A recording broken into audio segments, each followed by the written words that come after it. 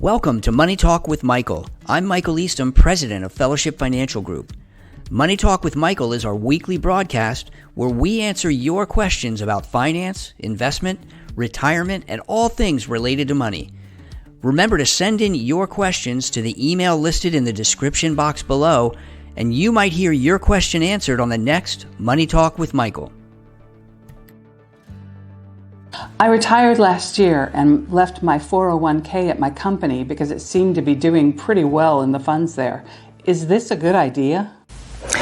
All right, here's another situation where you left your employer, but you left your 401k at the employer.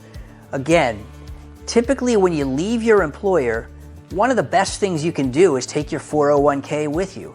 Trust me, your employer doesn't really want you to keep that 401k there for a number of reasons, not the least of which is it costs them money to maintain it or administer it. But for your benefit, you want to have maximum flexibility. And I know you said that the investments that you have it in have been doing pretty well at the employer, but guess what? If you want to invest in similar types of investments in an IRA, well, you can. You've got all the flexibility that you want. In fact, your 401k is much less flexible than having it in an IRA where your options are pretty much the universe of investment options that exist out there. Not to mention the fact that if you have it in your 401k and the only options are mutual funds, well, remember what I said time and time again. Mutual funds are fine in the accumulation phase of life. When you have lots of runway time, 10 years, 15, 20 years before you retire. If the market crashes and we have a 30, 40, or 50% drop, well, if you're still in the accumulation phase, meaning you're depositing money into your 401k, you're getting a salary so you don't have to draw on your 401k. All those things give you the flexibility to not touch your money when the market goes down and just ride it out because the market does always come back. Inside of 401k, you typically don't have income-oriented options.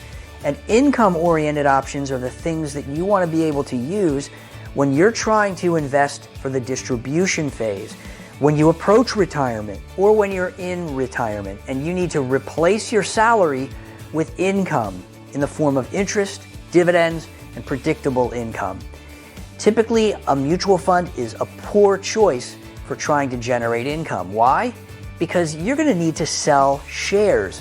And if you have to sell shares when the stock market is down, you're going to cannibalize your principal.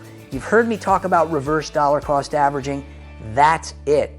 When you move it into an IRA and you start to invest for income, well, you can typically fill the income gap that you need using interest and dividends if your money is allocated appropriately.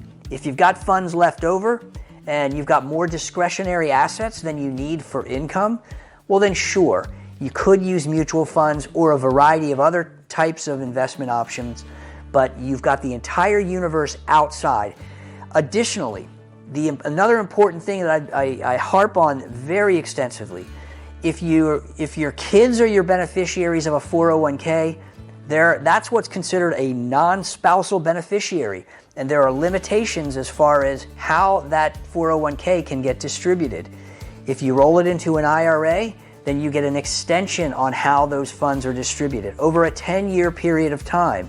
That gives you a lot more time outside of the 401k to manage the taxes on the distributions by your beneficiaries, whether they be your kids or your relatives or whomever.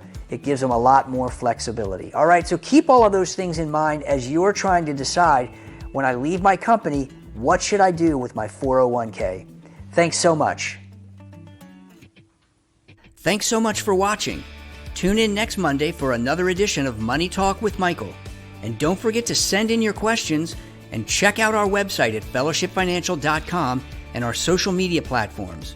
And if you'd like, you can schedule a 15-minute complimentary call to get your specific questions answered. Everything you need is listed in the description box below.